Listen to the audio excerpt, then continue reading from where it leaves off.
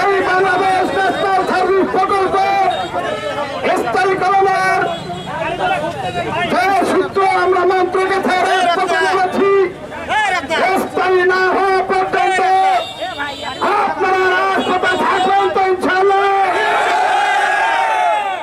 আমরা এই আজকের এই অবস্থান কর্মসূচির মধ্যে আমরা আলটিমেটাম দিচ্ছি।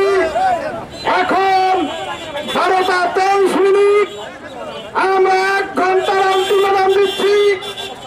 আগামী এখন থেকে 1 ঘন্টার মধ্যে এই জেলার সরকারি ঊর্ধ্বতন কর্মকর্তারা যদি আমাদের এই সমাবেশে এসে আমাদের ঘোষণার কোনো ব্যবস্থা না করে আমরা 1 ঘন্টা পরে আমাদের নতুন সিদ্ধান্ত নিয়ে আমরা রাজপথ দখল করে রাখবেন।